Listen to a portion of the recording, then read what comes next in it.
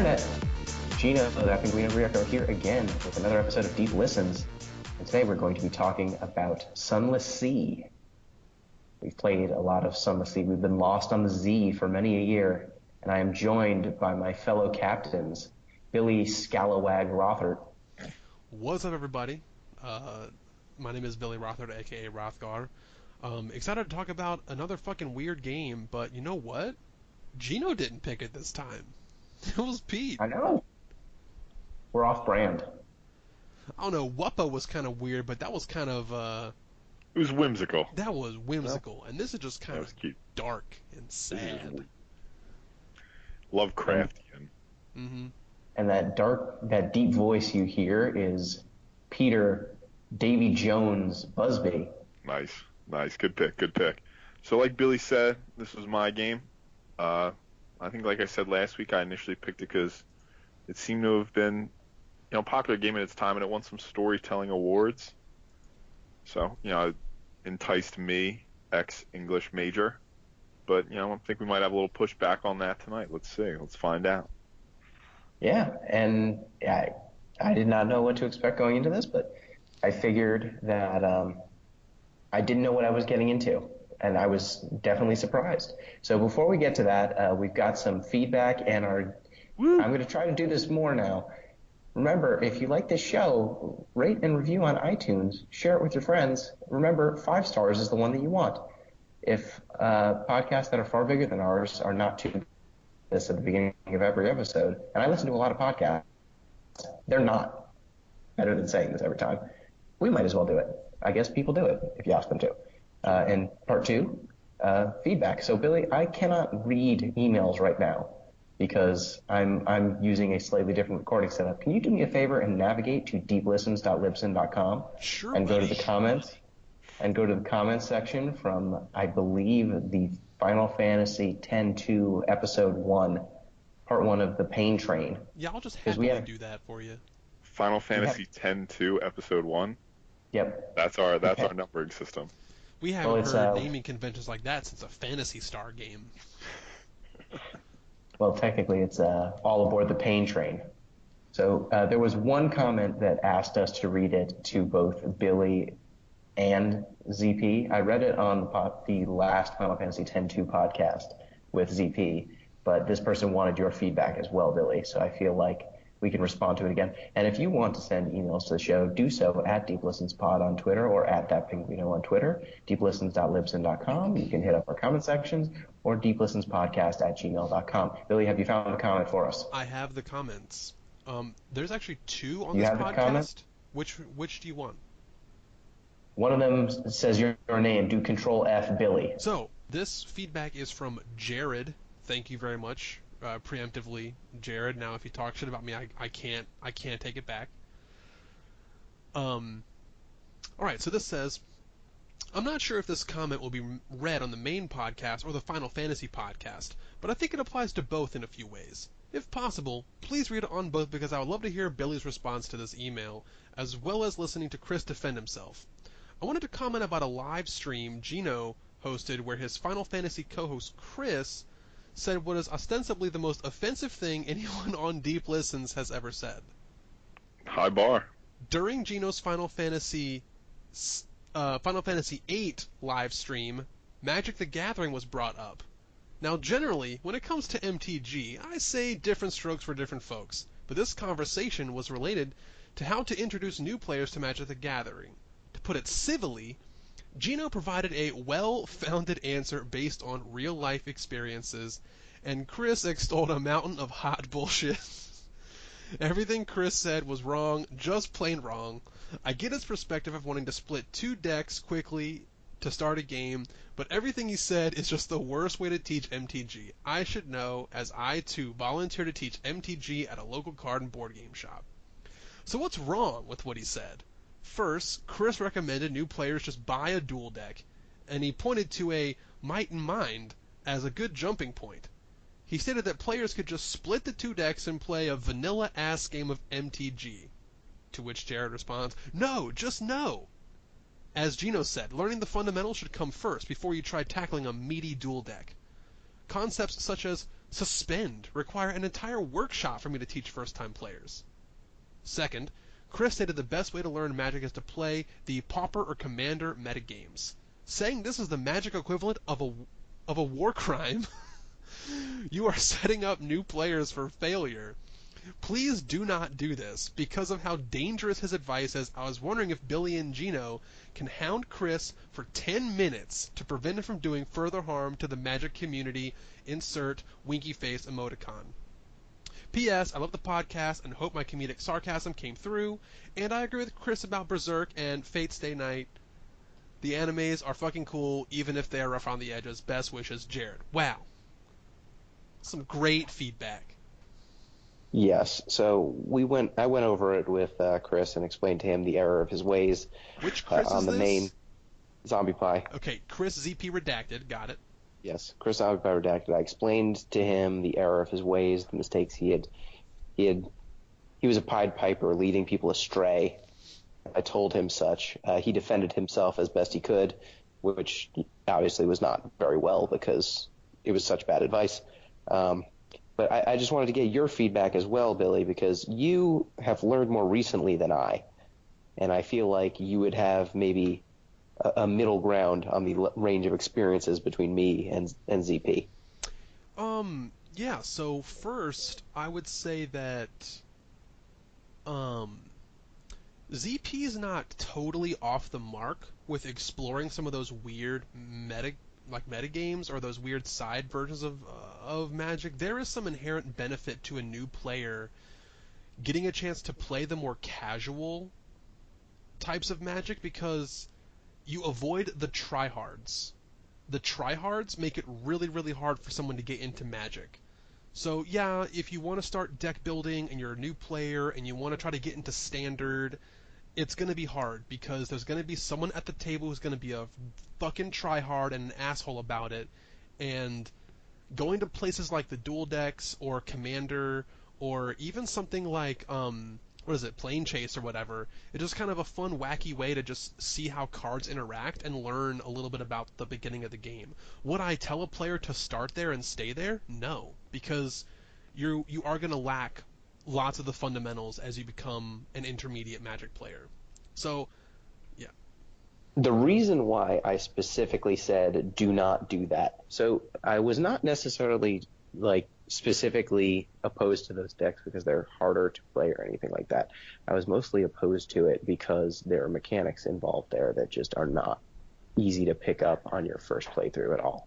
Like that kind of stuff, like Suspend, like many of the one-off cards in Commander, like the commanders themselves. Like there's a bunch of rules and Commanders baggage. Are weird. Commander damage is weird. Playing with 100-card decks, 40 life. Like there's a ton of stuff that you just need to learn to play those formats that you don't need to learn to play the game at all. And I was saying, like, we were talking about literally getting into the game from scratch, from nothing. Not like from, you've played a couple of games and, you're trying to find where to go from here. It's like, what is Magic? Like, yeah, that was what we were talking about. And my advice was to, go to a local game store and take whatever free cards they'll give you and let someone teach you. And his was play Commander. That's a great way to start as well. If anyone, Gino wanted my opinion here probably because Gino got me into Magic, and it was just a few short years ago. And when I started Magic, my first ever set was Return to Ravnica. I think I just got lucky because that was a great set to start in. That was just a really beginner-friendly set that had things very nicely explained to you. Every two-color combination had one keyword that was its gimmick for that set, and it was just great. So that was a very beginner-friendly set. As I became more and more of an intermediate player, I started to focus more on deck building and stuff. But when I was learning what the colors even were, I'm talking just the basic keywords and vocabulary of Magic, learning it in the context of a standard block really helped because it limited how many vocabulary words I needed to keep track of. Now, in Return to Ravnica's case, there were maybe more vocabulary words than other sets, but there were 11 or 12. Yeah, there was 11 or 12, but that is completely different than playing in a format that is open to like modern level card selection, where there could be 10 or 1200 vocab words that you have to keep track of now, and it's just a mess. So I think I'll still give a sort of a wishy-washy half-ass answer here and say that I agree with the Gino point of starting in a set, starting in some kind of standard, focusing on just like how to build a deck at all, because you want those nuts and bolts, those nuts and bolt fundamentals.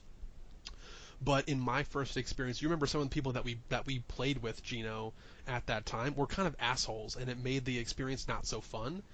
And you can't Yes. avoid those people sometimes. And if I had not persevered through some people being jerks and tryhards, I would have never played Magic at all. Maybe that would have been a good thing for my life and my wallet, but that's a whole different argument altogether.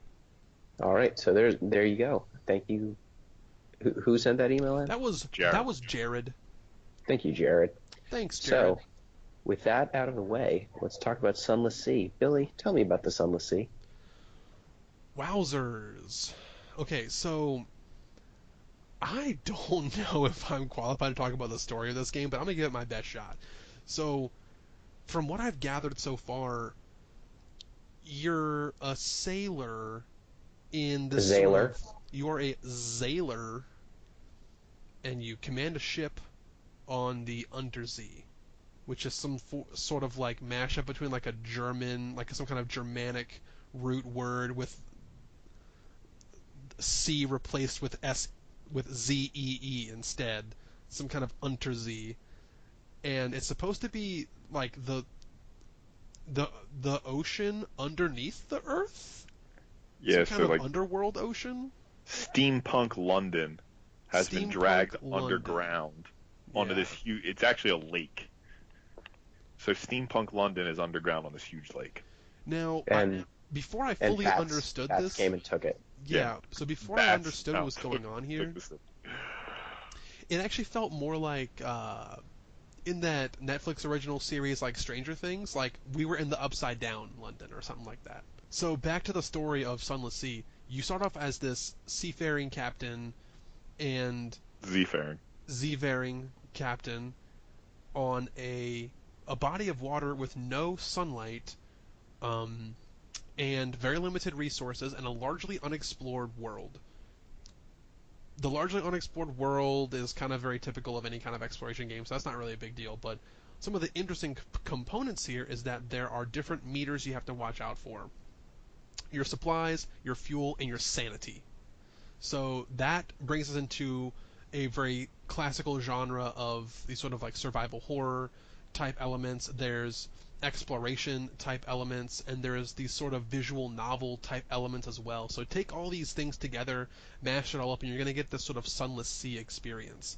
I would also call it, in some ways, like a rogue light, because your primary character is inevitably going to um, either die or retire, which would be, I guess, the good ending, the good death ending, whatever. They just go back and die on land instead of dying some horrible sea death.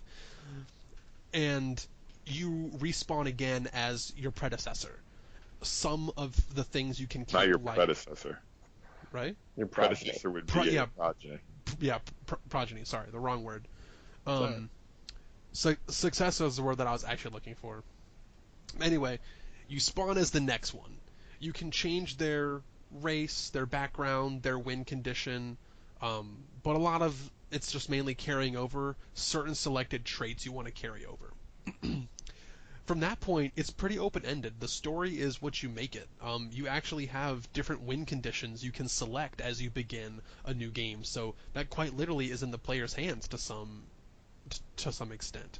And the central conceit of this game is that you will be low on resources, you will be exploring, you will be gathering scraps of information to weave together this overarching narrative that is Sunless Sea. And the main way you interact with the world is by sailing from port to port and just kind of picking up quests and occasionally fighting things in between ports. But it is a really obtuse game. and it is pretty impenetrable the first time you're trying to play it because there's a lot of vocabulary, there are a lot of mechanics that aren't clear early on, but as you get further and further in, I found the game to be much, much more comprehensible. So what did you guys think of the setting, I would say, to start out? Like, the overall semi-Cthulhu, like, semi-horror. It's got a lot of stuff going on. Some steampunk in there.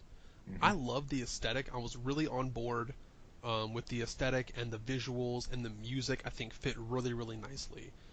As a visual package, this is great. So I would love to see, and I may just do this recreationally, see maybe like a very expert playthrough of this game, like one of the best runs that someone's done, and see sort of how they interact with the world, because when a person takes this game in expert hands, I can imagine it becomes really beautiful and cohesive. There's a lot of potential there.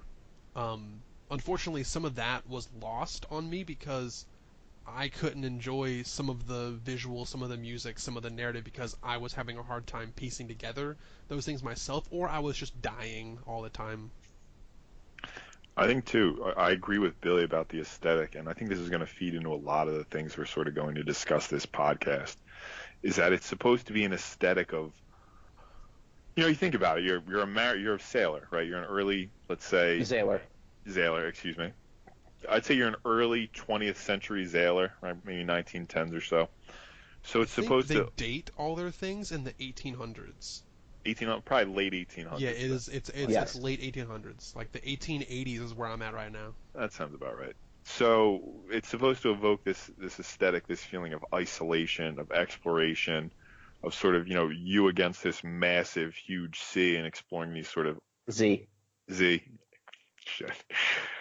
Shit. And you're trying to sort of arrive at all these new and different islands, right? So I think in evoking that sort of aesthetic of loneliness, of isolation, it's going to create a lot of the problems we're going to discuss here, right? If we think about terms of like just navigation time or how disconnected all the islands are, like in creating this aesthetic, I think it sabotages a lot of the rest of the game, as interesting and really cool as this aesthetic might be.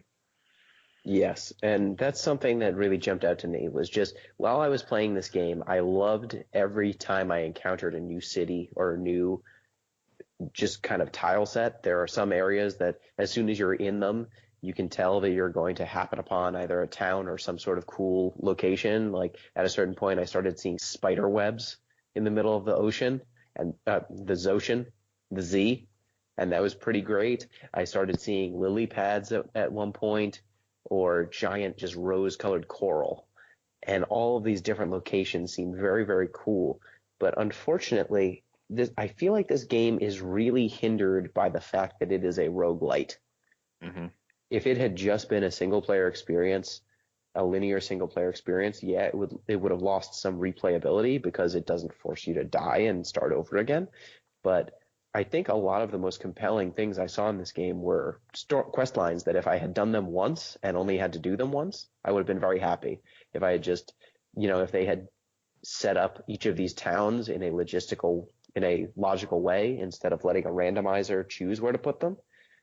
If the developers had just set it up in a more authored experience, I think I would have been happier than playing through, getting halfway on a bunch of quests and then dying due to a random circumstance and then starting everything from moment one, because I really loved the setting. Some of the awesome towns you find, like Frostfound is a really cool town. It's built on like a tanker that has frozen in the ice. Or I found a town that had sun. Yeah. I found an island that had sun, and you can box it up and take it.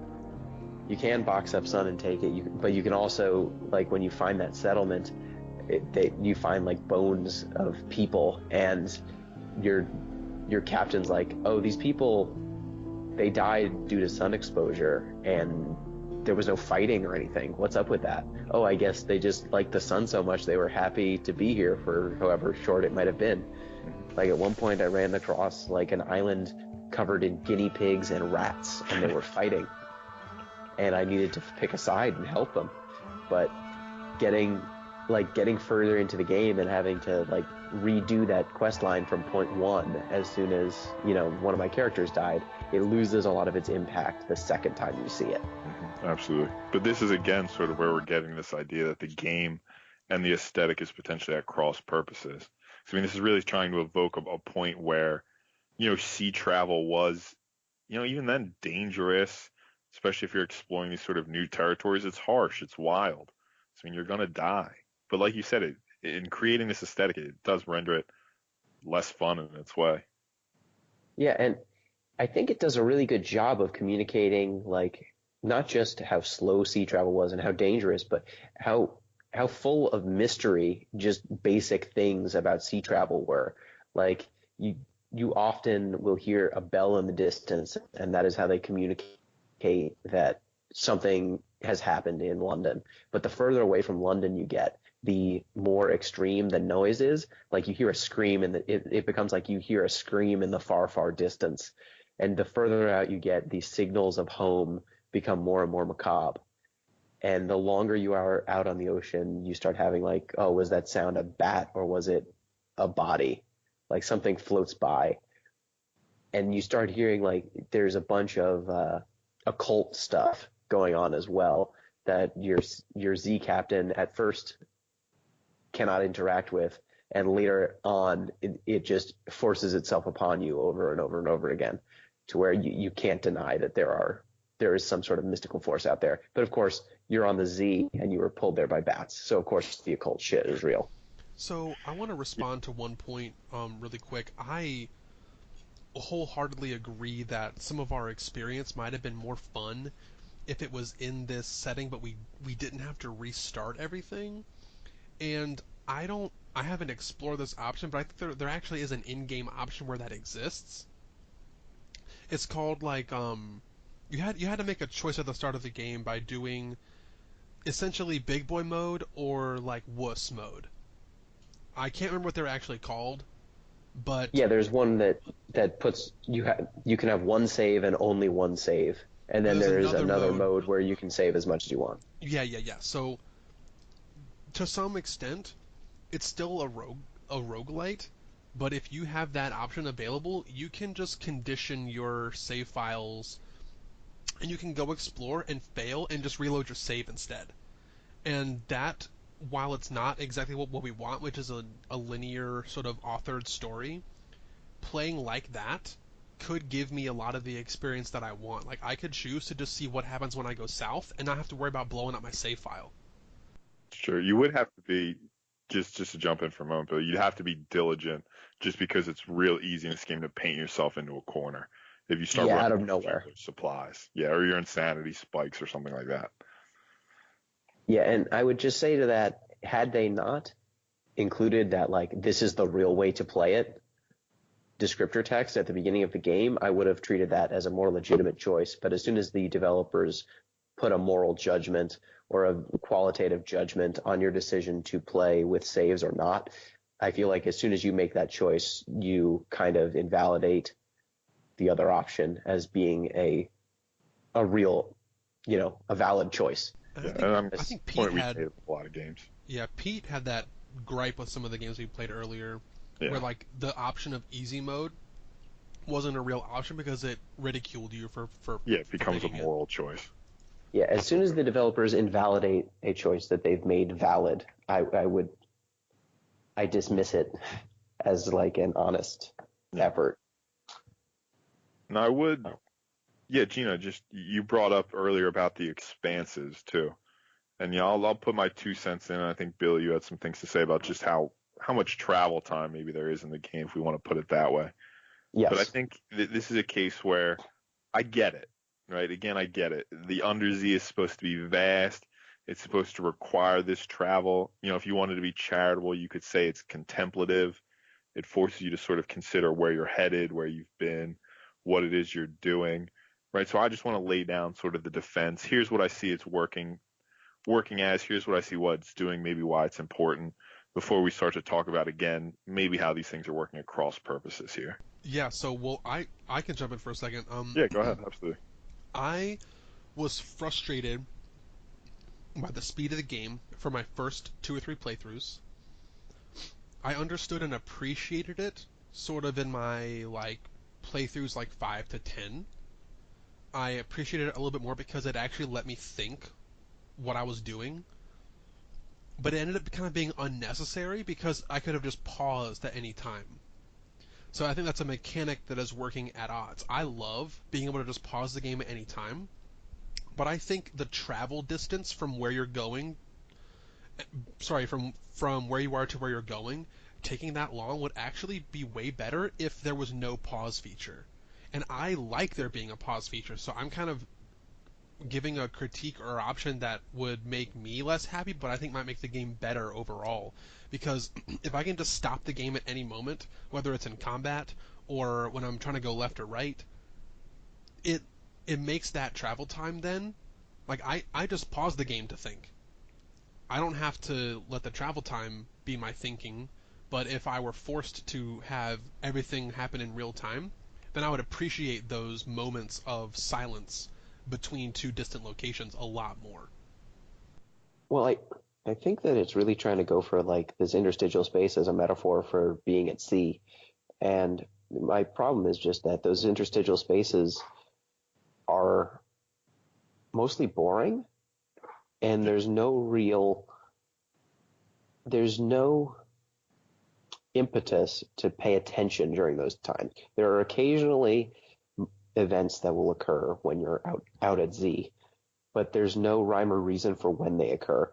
So if for example, mutinies or outbreaks of madness or bad dreams only ever happened during, time when you're not near combat or not near a port, then I would be a little bit more accepting of it and a little bit more appreciative than the fact that I had multiple times where I was in combat and then one of those random events popped off. I had a nightmare while I was fighting a octopus.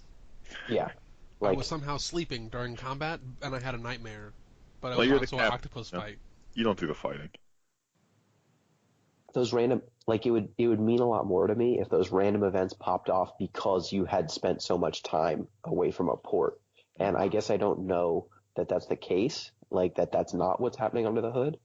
But for me, it happened too many times where I was about to land at a port and I ran into something, or I had just left a port and I got something weird, or I was at combat, or 3 popped off one after another for no good reason.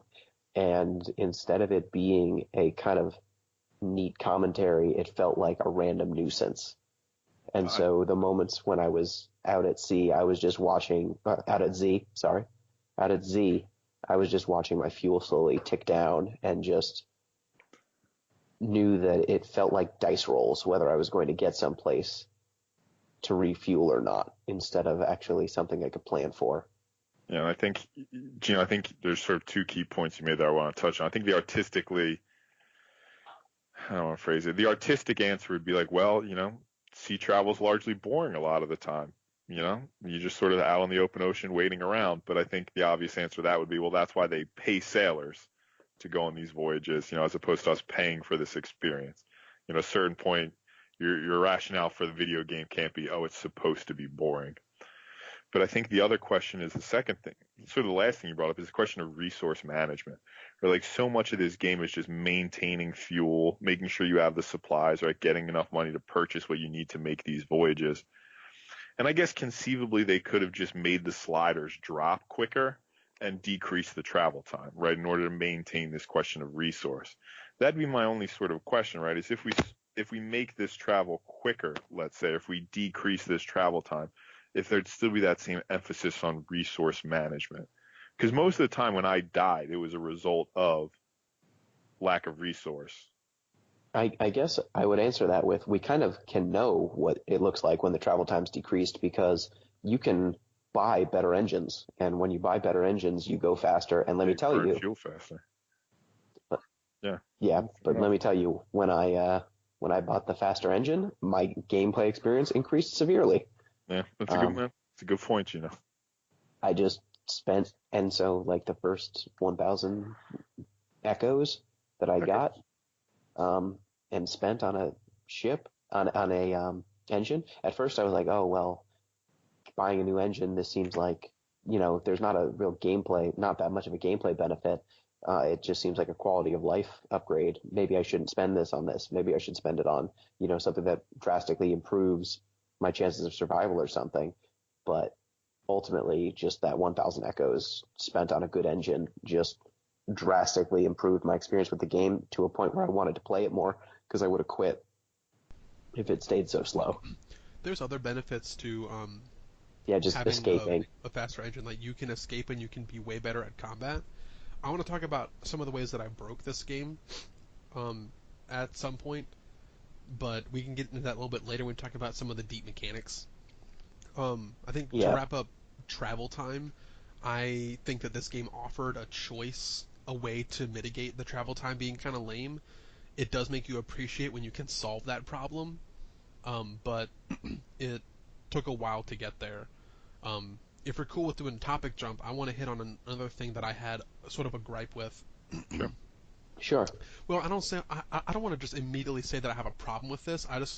I like it when games attempt the following, but I think that this game took a swing and had a sort of a swing and a miss here. This type of game has some element of randomization in its different playthroughs, but the start of each game is pretty similar. You Yes. start with very little money, maybe one or two possible missions available to you, and you just kind of have to go through those to get your starting currency if you don't have any from your last playthrough. So, lots of games have this. Specifically, MMOs will have something like this. MMOs will have some kind of That's a really good comparison. yeah, MMOs will have some kind of like level 1 through 10 little quest line you can do where it's not only the tutorial, but it's like boosting you through the early stages of the game. Now, a lot of times people end up skipping that because they have found some way to use skill to just make it happen faster, better, or whatever. That's always there for the new player. Some kind of welcome to town, welcome to city quest line, and it's usually a couple of fetch and run missions that get you a bit of starting currency, a bit of starting resources, but eventually whatever you would get at the start is so small that it doesn't matter for a veteran player that they would probably opt to skip it. Here, I think that was not done as well as it needed to be. It was not as clear as it could be for the first game's playthrough, and it stayed kind of unclear. So when you very, very first start the game, you're in this fallen London. You're at port. The first couple things you should do is like read the newspaper to get the Daily Times, but they didn't really tell you that in the first playthrough. You should go talk to the Admiralty's office and get your first mission, which is kind of a wash because sometimes the first mission sends you to like a really dangerous or not very accessible place on the map. You can get one of these mummy tomb people that you take to Vanderbright or whatever it's called. There's like 3 or 4 different missions you have at the start of the game, and they do an okay job of giving you something to do, but they're not always easy to accomplish. So it's They're not really always easy to inconsistent. accomplish, and if you're actually playing the game for the first time, they might seem like they might they make no sense. They might seem impossible. Like I didn't know what vendor blight was.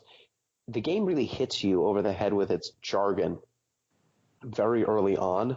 Like I wasn't acclimated to Z being everything. Like they kept saying the Z, and I didn't fully understand that that's the C. So every time they started talking, until I saw Zailers, I didn't understand that.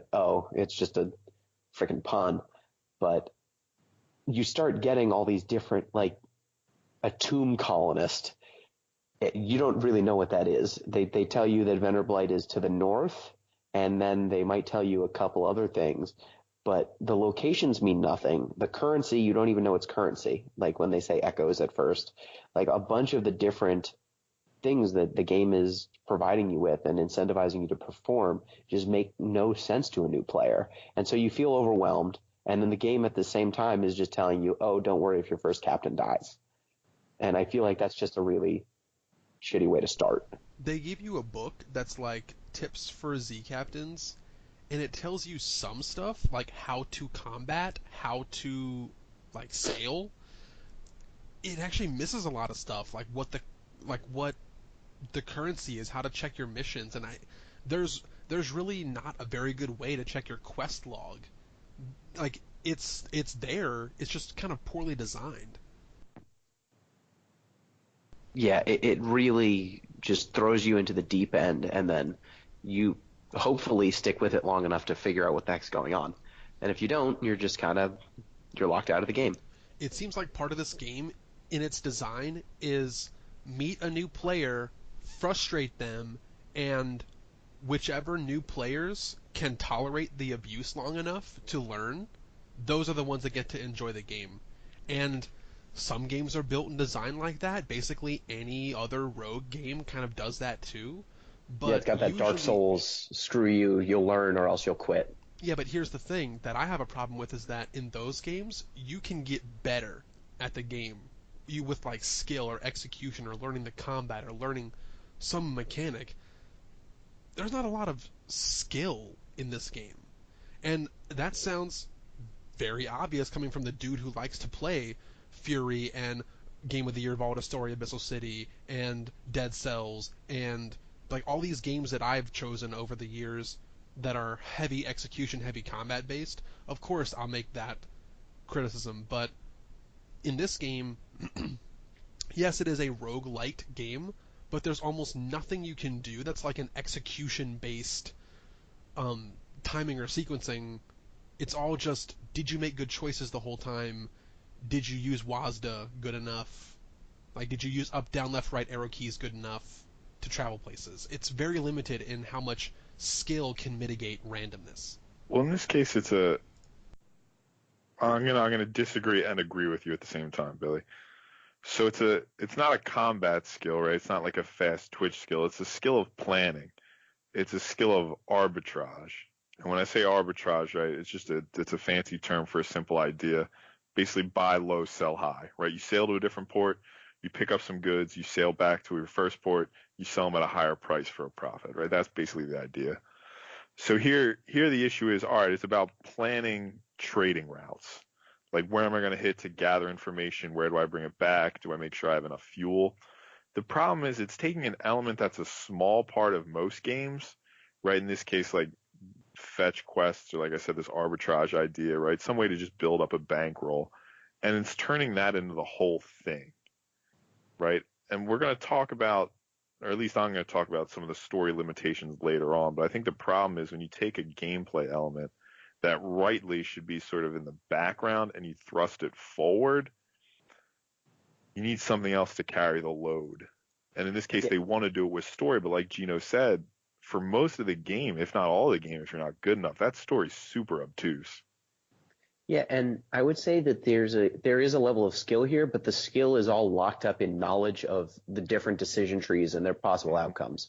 So once you Yep. know what the triggers are and what the conversations result in for different dialogue trees, basically, you know which steps to take and which steps are bad because you will have gone down the bad pathways, and you know to avoid them. And as long as you just avoid the bad pathways, you generally are okay. Learning to like have enough fuel and have enough supplies isn't that hard. Like most of the times I died once because I ran out of things. That was my very first playthrough. My second playthrough, I retired because I thought I was just going to be done with the game. Then my third playthrough, I just died because um, I made an appeal to one of the gods, and instead of giving me objects, I lost all of my things and then took 2 wounds for no good reason. The god was just like, to hell with this, and sunk your boat. Basically. And I had 2 wounds. I had nothing left. And then I was able to like teleport to another location, re-up on fuel and supplies. And I'm like, okay, I've got 2 wounds, but I've only been wounded once, and it was during one of these sacrifices. Like I never take wounds. I don't think anything can really wound you outside of a few things. And then like the next town I go like play chess. And the end result on one of the chest like dialogue trees is you take a wound, and I just died out of nowhere. And I had no You real died way in of a knowing chess that bar would, fight. yes, basically. And I had no way of knowing. It was just like 2 die rolls and I was done out of nowhere. And my ship was like decked out. I had a good amount of money. I was in the middle of like 3 interesting quests and I actually had ways to move them forward. And then I died. And so it's all done. And if I want to get to that point again, I'm going to have to put another like 4 hours into this game to get back to the point where I can advance those quest lines. And all I wanted to do was like see the outcomes of those quests. I don't really care about doing the Sphinx Stone hauling again or dropping a person up at Vendor Blight and then giving them some wine.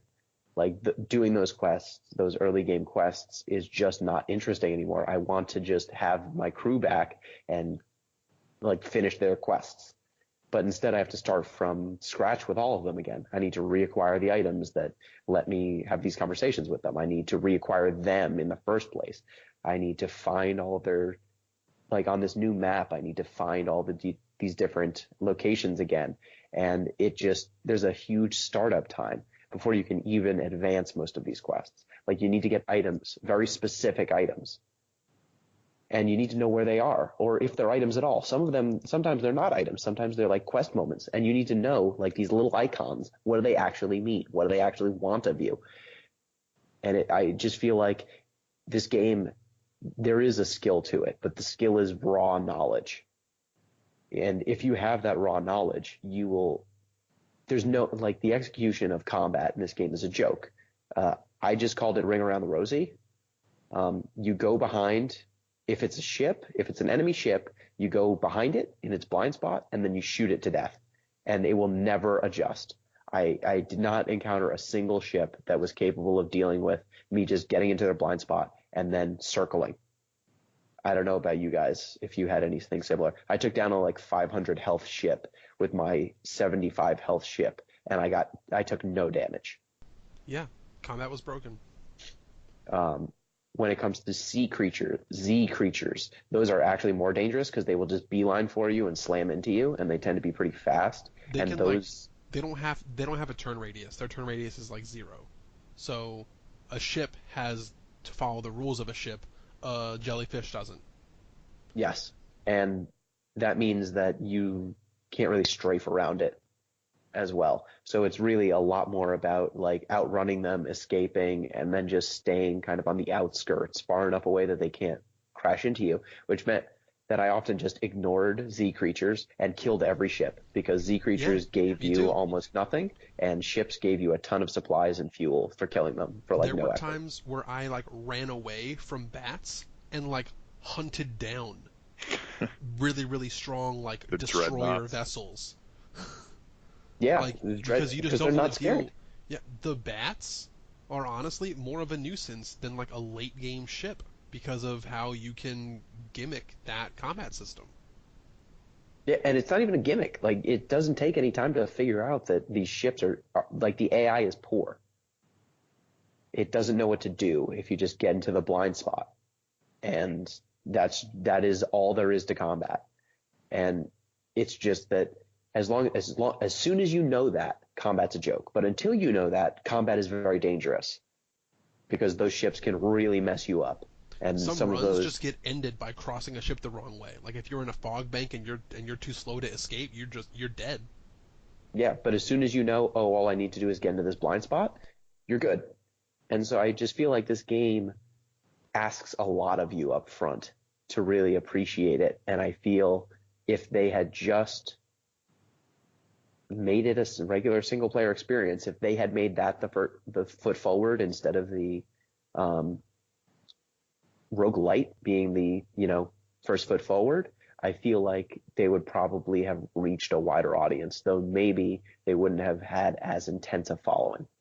And this is where you get into, again, just returning to sort of my harping point is the cross purposes, right? Where it's really tough to have a story driven roguelite, right? Because if you think about, we just played another one, Dead Cells.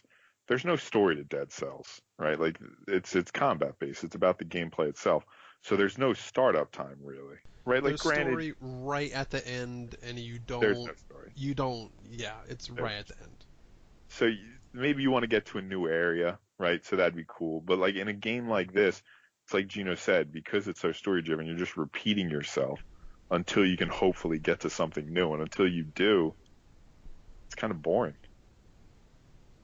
Yeah, there's no in most books or in most forms of media, there's no idea that you need to reread chapters 1 through 5 in order to get to chapter 7 every time you put the book down. But in this game, that's basically the case. Yeah. Like every time you hit a barrier, you have to reread everything leading up to that moment, and it is just super frustrating. It's a shame, and maybe if I just changed to a regular saving experience, that would have improved my experience. But I will say there is something nice to like having this continuous. There's an elegance to having a ship captain who, when they pass away, there's a new captain. I just wish maybe if they had split the difference and had the world have object permanence and your captain change, that would have split the difference enough for me. But it's just How much object permanence are you looking for? Like your ship stays the same or the map? Like you can pass down the map. Like depending on what you pick for your will, you can inherit certain things, but there's no way to keep everything you had. Something's going to disappear. yeah, what I would have liked specifically is just like keeping some of the quest lines, like where they were. Like I don't. So, for example, a little bit of a spoiler, but one of the early towns you can go to is Hunter's Keep. It's basically a mansion where there are 3 women living there, 3 sisters and a maid. And when you go in there, when you go there the first time, it's clear that like something's up. Some eldritch nonsense is up there, but you talk to them, you have lunch, they'll tell you stories. Generally, they'll give you like some supplies and stuff, and it's a pretty cool place. It's a good early game location. Eventually, if you hang out there enough, the house, like you come back and the maid is like on the ceiling and the house is in danger. You can't find the sisters, but something has freaking gone wrong, and the house will burn down. And one of the sisters, you can rescue one of the sisters and she'll come with you. And that's a cool event the first time it happens. The second time it happens or the third time it happens, it's not cool. You know that this is going to happen. I wish that they had just, like, for example, let that be its state, the burned down state, and you get to follow the sister who you save. You could drop her off at a couple of different places and she will kind of continue her life there. It'd be nice if, like, your next captain, the quest line with her continues or something like that. Yeah, even if you have to go and pick her up again. I mean, Yeah. You could pick her up in the state that you left her at. Yeah. There's a lot of linear stories being told in what is necessarily a cyclical game. And it's just a shame because you can only see the same linear story so many times before it's just going through the motions. Mm-hmm. And at a certain point, like, these storylines just became how many echo or how many items do each of them give me instead of what is the story saying? What is the actual meat? What is the dialogue? I think a big issue too with this is that there's no larger narrative on which these individual narratives hang.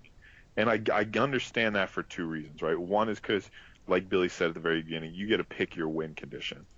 So it's tough to have some sort of larger overall captain narrative when you can have different win states. And 2 is that these are supposed to be discrete islands, right? That's part of the fun, is that you navigate to this place and it's completely different than the one you were at before. This one's an empire of monkeys, right? Or apes, or something. Wait, I forget specifically. there's an empire of apes? Yeah, there's an island called Empire of the Hands, and it's it's basically Planet of the Apes. Planet of the Apes. Or I there's didn't find that place. My favorite It's far one. to the east. Yeah. It's on the eastern coast. There's another one where the people are basically golems. They're people made of clay, and all the objects talk. So, like, you step on the street and the cobblestones shriek. Like, that's cool. Like, just finding an island like that that's completely different than all the other ones you went to before. The Claymen are great. Right, the Claymen are the best. One of their towns is called Obey. Mm-hmm. When you look at them in your cargo, because they get transported as cargo. Yeah. If you hover over them, it says in all caps, "Good day, we will not cause trouble." So like There's these, like a half a dozen claymen. Good day. We will not cause any problems. Good day. like yeah, like these kind of small moments, they're cool, right? They're awesome. But the problem is when you're trying to create this just wonder of exploration, it's hard to knit that all together unless you have one specific personality. In this case, the captain, but he's too much of a cipher to hang all this stuff on. He or she, Yeah. I should say, or they. I mean, you have a ton of options here. Yeah, the captain does not have any person. They are literally a cipher. They have Yeah. no background besides what you make of them. No matter if, even though my character's name I think was Julep Fancy Lad, Julep Fancy Lad did not have very much personality to him. He, like his father before him, boned down with the cautery heir, the Yeah, surgeon. sure. Yeah, whatever. He She's boned actually a down with recent her. addition to the game. Is she? He is? Mm-hmm. Okay. But it's like, other than a couple of characters that, you interact with, and occasionally you get a generic nightmare, there's not much to your characters. And so it's more these different crew members, like finding out their stories and, deciding who you want to spend time with, that becomes more of the personality of the game. And I just feel like it's a missed opportunity to have this overarching narrative or something to just tie it together. Yeah. Especially if this knowledge is going to be so obscure in the way you talked about. You need a foothold of some sort. I was just going to say, on the obscurity of the knowledge, like, there are a whole lot of quest lines. Like, there are multiple locations that I went to where I had nothing but grayed out choices because I needed items, I needed things, I needed events to happen. And without knowing how to trigger those events, it was more of a random crapshoot of, like, I would show up to this location and randomly I would have the thing I needed. I never felt like I had any control over that. And I know that is just because I do not have the font of knowledge yet to play this game successfully. And I don't think that this is something I think you wanted to talk about, Billy, but I don't think this game respects your time enough when it comes to figuring this stuff out, because until you have that full amount of knowledge, it's not just that you aren't playing the game well, it's that in some cases you can't play the game at all. Like, you arrive at these locations and you have no options because you didn't have, I don't know, like a memory of terror, or, you don't have the right faction cred with this faction. Because of that bad luck, you might not have enough resources and supplies to do anything else in the game. Yeah, and then you can just die because this town that will eventually sell you things or will eventually have things to do, just because you didn't go in the right sequence, the right order, you're just going to die here. So and it's a bummer. Here's something else that I wanted to talk about, and it relates to both of these things, both the game not really respecting your time, but also certain aspect of the game sort of pulling at odds with itself. So just real quick, I want to talk about the map of the game. In general, the map is Fog of War based. You start in London, and London's kind of in the same spot every time. And there's lots of places in the game that are kind of in the same spot every time. But on subsequent playthroughs, the map will shift a little bit. Yeah, it's a quadrant system, basically. So if you have four towns in one quadrant, they can be anywhere in that quadrant, but they'll always be in that quadrant. Essentially. So, I saw the map as these like vertical strips, like how far away from London it is, and certain things were always in those vertical strips, just like Pete said, that they could be any combination of locations in there, but they're going to be somewhere in that general distance away from London. Fine, I'm cool with that way of randomizing, but still having some degree of reliability, so that you're not just shooting in the dark every single playthrough of like where the fuck is like Vendor Bright. It's basically going to be north of London every time. So here's what I kind of struggle with this choice that the game made was, I think this game is built and designed so that the devs could be live updating with new quests and new stories and new things.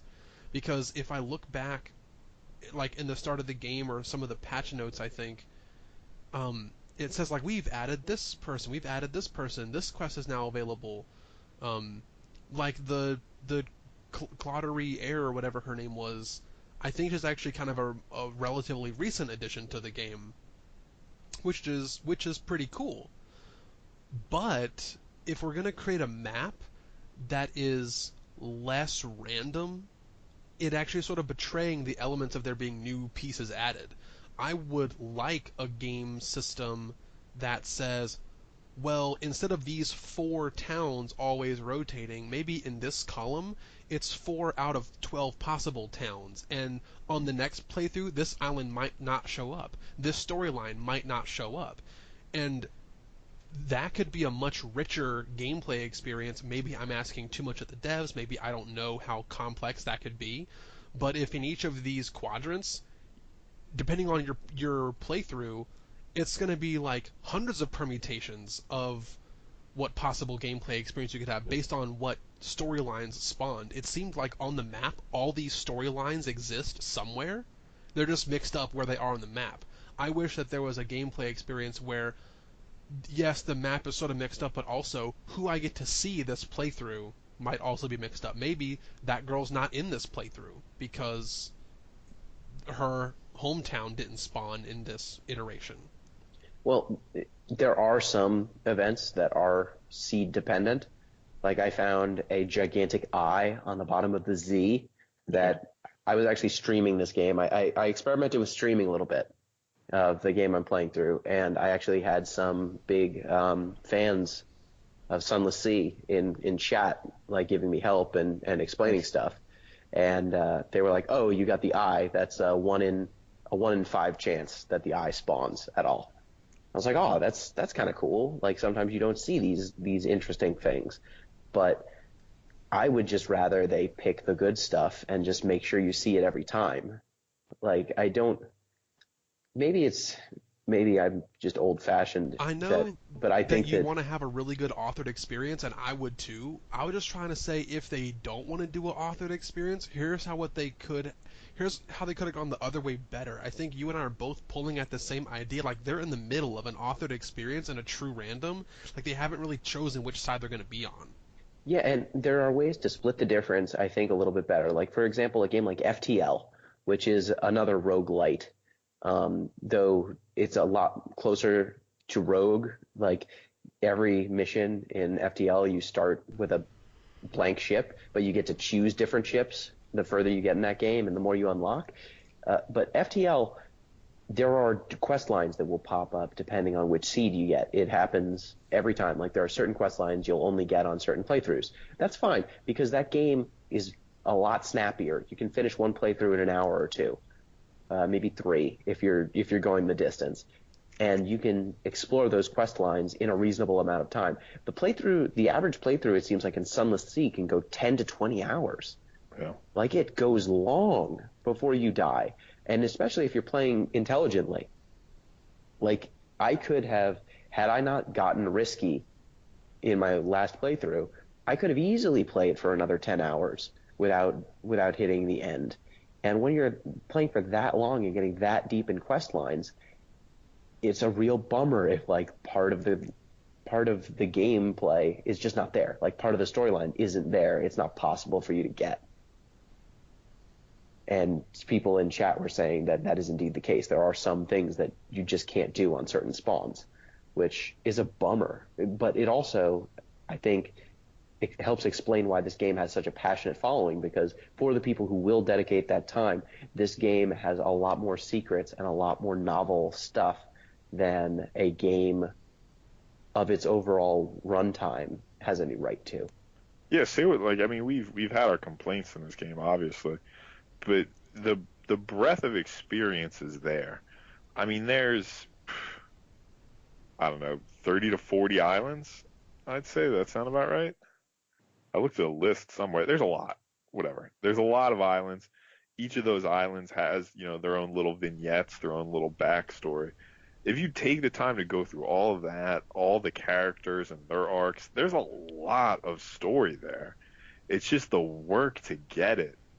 All this buying and selling and just sort of transporting cargo around. It's exhausting. So here's how I got through that. I just subjugated myself to the Grindfather experience and a little bit of RNG. There was a way you could die that keeps 50% of your money. And I saw a way to just kind of exploit that by sacrificing my own happiness. And I would complete as many sort of like really easy, low investment, like mediocre reward Like quests as the possible. intelligence gathering, get the port reports. Like just do the port reports, like try to do that first Admiralty quest, but also just buy no additional fuel or food, and just die intentionally and save half that money for my next playthrough. Make like 6 echoes of playthrough on like 10-minute playthroughs, just over and over. No, I would make like maybe 300 echoes a playthrough, and I'd keep half of it for the next one. So instead of starting the game with like 50 or 100 echoes, you start with 200 to 300, but then that turns into 500, which turns into 750. So like, Okay, eventually, Billy, yeah, this reminds me of a quote from Louis C.K. okay, If you're willing to throw enough human suffering at any problem, you can achieve whatever you want. yeah, but it's okay. There's a happy ending here, which Is there? is sunlight. You eventually went outside? Better. I sold outside to other people. Wait, Incredible. So, Billy, I had a very you specific affected goal in mind. disorder. I used this dying and saving half of my money scam and suffered just enough to get about 1,000 or 1,200 echoes. Didn't take that long. I think echo is already the plural. Whatever. I think it's 1,200 echo. Fine. Like But 1,200. I had enough to go to I think it's Khan's Heart or Khan's Shadow or Khan's Glory. I forget which one. It's one of the Khan's islands. And you buy these boxes that hold sunlight. Then you go to the place where you can go to the surface, fill your boxes with sunlight, and you can sell that sunlight if, like, the shady merchant guy shows up in Fallen London. That's a repeatable trade. The only thing you have to do is be successful like once, like your first time doing it, because it's technically an illegal trading good. It's illegal. Sunlight is banned in the Untersee. If you succeed like one time, you can just save enough money to bribe the dock people or buy your way out of trouble, and just rinse and repeat that loop. And as long as you don't get killed at sea, you can just keep getting money. You just keep doing the loop of go to the Khan's Island, go get sunlight, go sell it at London, back to Khan's Island, because all you do is you buy the boxes, and the shady merchant guy just somehow takes the sunlight from the boxes and gives them back to you, so you can recycle the boxes and use them over and over again. And pretty soon you're rich enough that your boat has spinners on it, and then you're just ruling the sea. I haven't been successful enough to fully explore this route, because I had gotten too bold for my means and just like walked into things and gotten killed. So my last couple I didn't really master this route until like my most recent like 2-3 playthroughs, and I haven't been able to really explore how far it can take me because I've always accidentally died to some seafaring horror, like a weird albino squid shit or some lifeberg or whatever that just rammed me and I died. Or like the leather shark. I don't know, just some nightmare fuel ocean thing that was not a real boat, because those were easy. So you're telling me that your life as a light trafficker has not gone as well as you'd hoped? Well, Not a good it's retirement great. plan. The only thing I need to do is not get myself murdered by some sea horror. I think that's what heroin dealers say, except for the sea part. Yeah.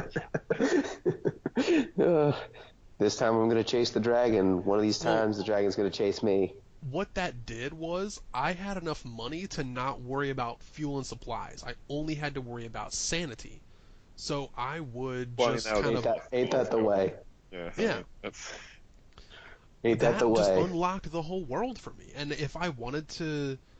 I haven't been able to do this yet because I've just fucking died a couple times. But if I can keep lather, rinse, repeating this loop and get like 20, 30k echo at some point, I can just start exploring and I can uncover all the fog of war on the map, and then I have the whole world available to me.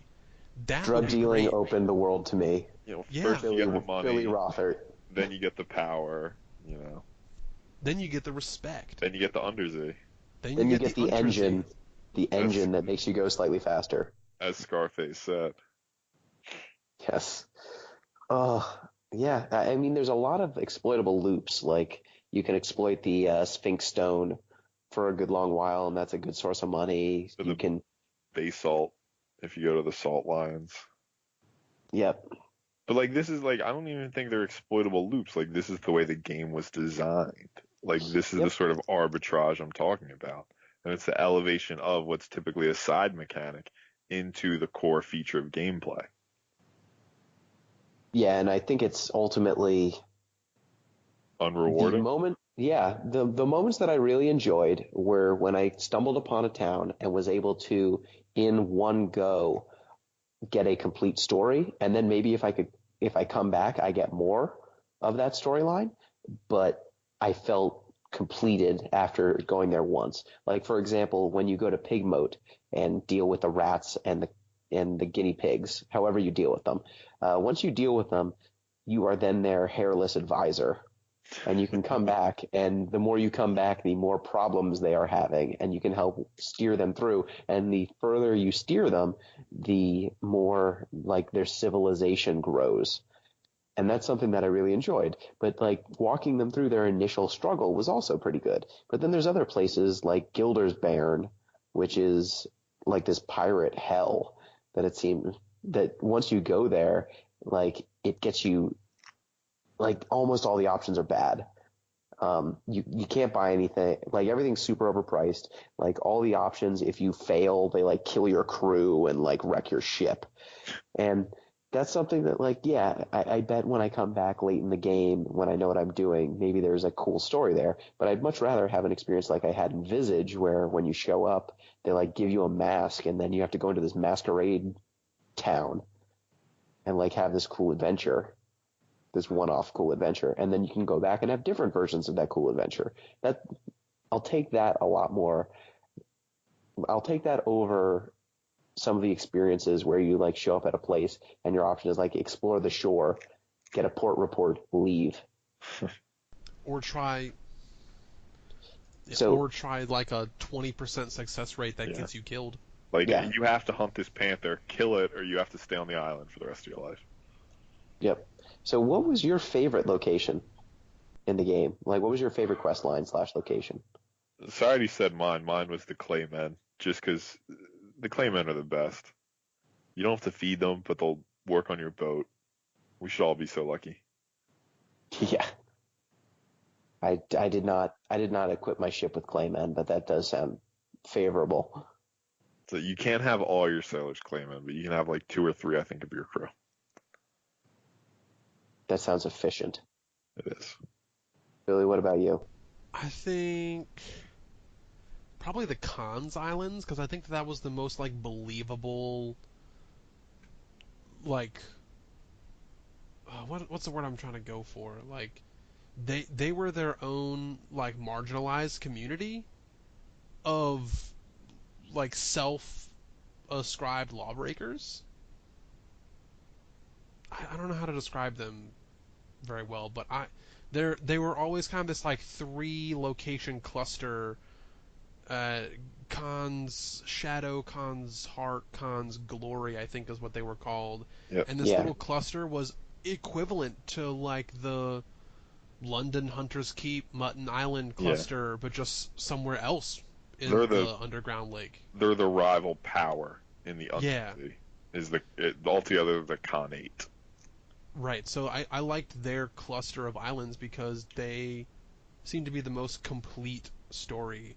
The most believable is really what I should say. When I go to the Planet of the Apes island, or the Isle of Cats, or the guinea pig rat island, whatever, those are fine and cute, but I have to suspend a lot of disbelief there. I could really kind of, it feels like the con stuff was really fleshed out, and their influence was felt not on their own island.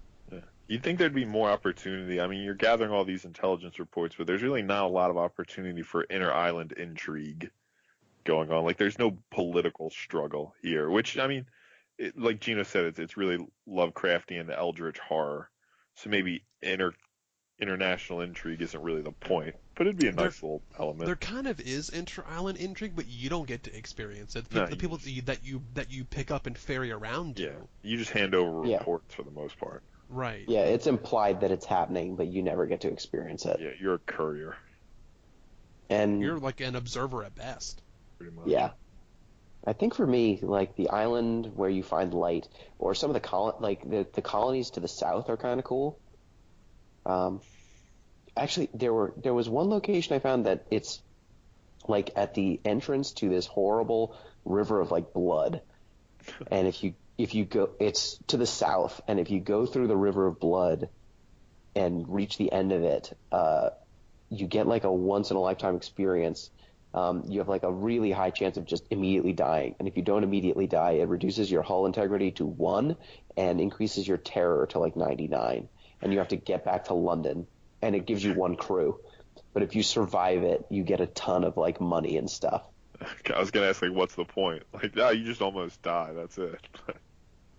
I think it's the person in my chat said that it was the secret to one of the possible endings of the game. Like you need it for one of the possible endings. But I like the Dawn Machine. Oh, the dawn. Yeah, in the bottom corner. Yeah, the bottom corner, the Dawn Machine. The Grand Geode was really cool. You can actually sail past the dawn machine too. Oh, I didn't do it. Yeah, you don't really get anything. You get a whole bunch of insanity. Great. Yeah. What a gift. Yeah, right. Like, yeah, you went mad. Congrats. Yeah, there's a lot of moments where it's just like, oh, you went mad. Congrats. Yeah. Oh, your fuel exploded for no reason. Congrats. Mutiny. You had to eat your crew. Did you guys eat your crew? Did you go cannibal? I fortunately never had to eat a crew member. I did.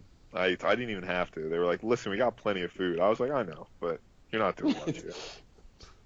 I know, but if I eat you, then I'll feed my mouth, and I'll have one less mouth to feed. I was like, listen, Jerry, you've been complaining this whole trip. I'm sick of hearing it. Into the pot. Yeah. I saw there was one town where like you can, one of the options is like go mad. There's an option to Like eat your that's crew. Just elect to go crazy. Yes. I don't know if you found it. Like it was like the statue garden or something, like the island of statues. Like there's a bunch of statues. Sea of statues. It's in like the bottom right hand corner, I think. And when you go in there, the options are like go mad, eat your crew, like a whole bunch of really bad options. And then there's one that's like throw all of your C stories, your Z stories away, and it will whisk you to someplace randomly. And it's just like an option for if you're really desperate. And I was very desperate. I did not eat my crew, but I did throw away all of my Z stories and got whisked away to another nightmare place. And then died. And then died. And now you went mad. No, I got killed. I got shot too much. That'll happen. So, is there anything else you guys wanted to touch on for Sunless Sea? Sunless Sea. We say this about a lot of games, that it has untapped potential, but I don't think I can reasonably say that this game has untapped potential until it makes some choices about what it wants to be. Yeah, Because if it's gonna choose to go a different route, a lot of that potential along the unelected route no longer exists. yeah, it's for me. It's just in an unsatisfying middle ground. Like it's partially satisfying me in a bunch of different directions. I just wish it committed to one of them, and just went all in. And I think here, like we said at the beginning, right, this game won some awards for storytelling. And by no means do I want to disparage the storytelling, right? In its way, it's very strong. But I think you see the inherent limitations of these sort of disconnected vignettes. And I think that's where I was most disappointed, was that, I saw, some strong quality writing, but the problem is they become one-off almost gimmicky sort of things, as to opposed to a cohesive world-building narrative. And that's Yeah, what I and would add unfortunately, is. you Sorry, don't go even ahead, Gino. necessarily. Oh, unfortunately, you don't even necessarily see the best writing. It's Yeah, very good easy point, to just Phil. not run into it because of the way that the game is structured. And I feel like that it does the game a disservice when the writing is so good. Hmm. Um, I just wanted to. I mentioned this briefly earlier, but it seems like this game would be better experienced if you had like a tour guide who already had all of that wealth of knowledge. I Yeah, would love to see somebody else play this game who had already put in the investment, and I'd just like to be a silent observer and just watch them play. Who said, "Oh, I just found this thing in the ocean. I know where this goes," and start looking for like the resolution and come to it succinctly and cleanly. That would probably be a fantastic experience. And under those circumstances, I believe this game could have fantastic writing and fantastic storytelling. Hmm. I just don't think that it's worth us having to bang our heads against a wall until we've acquired the wealth of knowledge needed to start having fun. Yeah, like yeah. hypothetically, collecting sunshine for hours just so you can die with half your money and then do it all over Hang again. on, I only died with half my money to get the starting capital for my Gotcha. sunshine Okay. dealing ring. Okay. My Sunshine Cartel. I just honestly, all I wanted to do was be able to buy 4 scatter boxes or whatever they're called, and they're 250 echo apiece. So I needed to have like 1,300 to start, so I could have enough to like buy myself enough supplies to get there and get back. Hey guys, want to join my new band, Sunshine Cartel? No. Damn it. It's been Well, a long time since I played eighth grade trombone, but I can try to pick it back up. I guess we have to be a ska band now. Well, with a name like Sunshine Cartel, we were always going to be a Yeah, what ska else band. would it be? Let's be serious. I guess let me just say this one thing, this one story anecdote, because I feel like we've said a lot of time spent a lot of time gesturing to how good the writing is, and I don't know that we've necessarily demonstrated it. So Hmm. let me just recount one of the stories that I saw that I thought was really compelling. Sure. There's this place called Station 3 that you can go to where you can drop off these pine wood boxes, and it's implied that they're coffins, or they look like coffins. They're coffins. And when you go to Station 3, the first times you can't do anything. Like, the place is locked. There's nothing in there. There's nothing to find. It just says, like, deliveries here. It's clear that, like, you can drop off pine boxes there. You can drop off coffins there. And you don't necessarily know what they're for. It just seems like this shady kind of laboratory. And when you go there the first time, it's very unassuming. I eventually just, like, through one of the other quests I was doing, came across a pine box bound for Station 3. And when I delivered it, you meet this acolyte who basically whisks you in there. At first, you just kind of are told, like, hey, bring the delivery into this place. And then I had some options like, do I just deliver the package straight up? Do I break into this building to deliver the package? Or do I, like, trail this person? I chose to break into this building, and it resulted in a bunch of pine boxes spilling and, like, weird guts and stuff falling out. And it just made people slightly upset with me. It was one Oh, of the no way. rare, yeah, it was one of the rare times where using a skill check actually made things worse.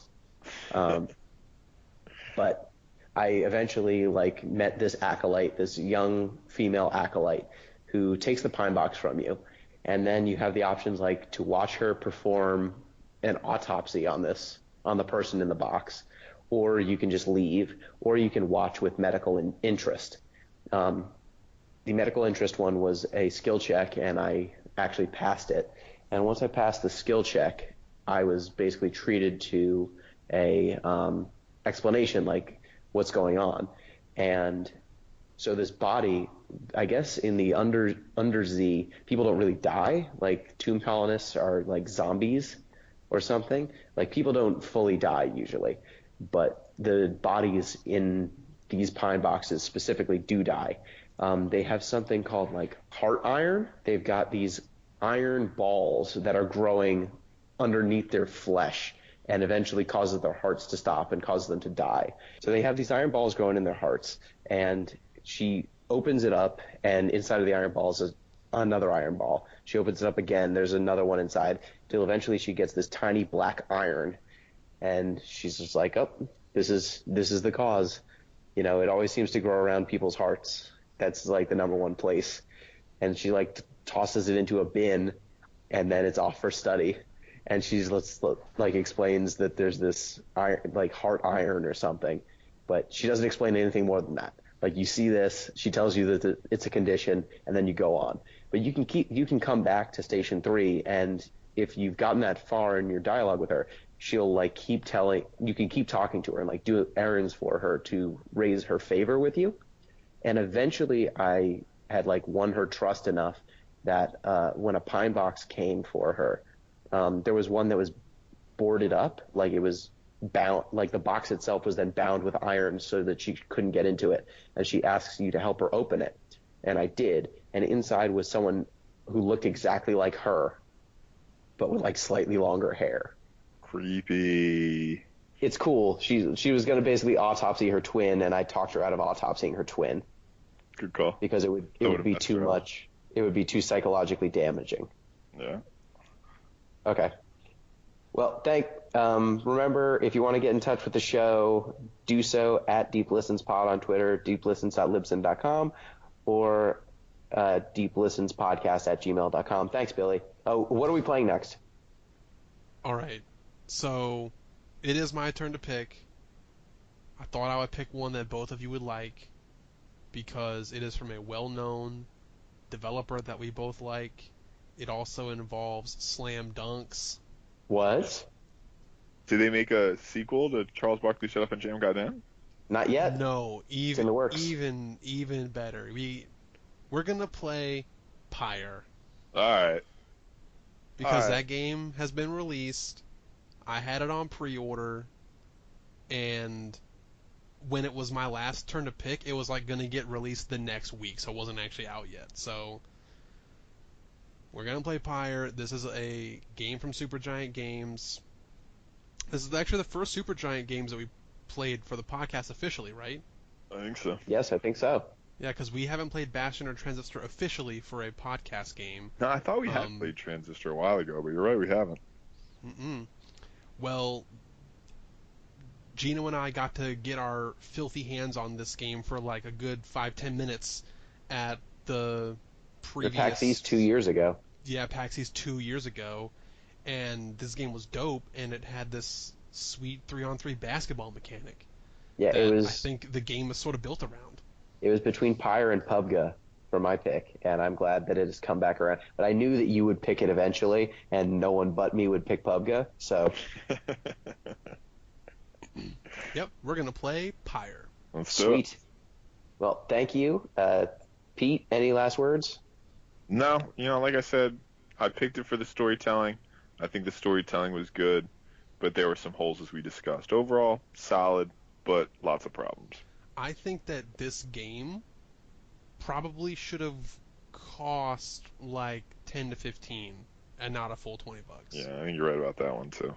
I don't want to tell a developer what to sell their product for, but this felt like a $10 to $15 mark game and not a $20 game. Mm-hmm. I was fine with the price, just wished the format was slightly different. But thank you, listeners. Till next time, peace.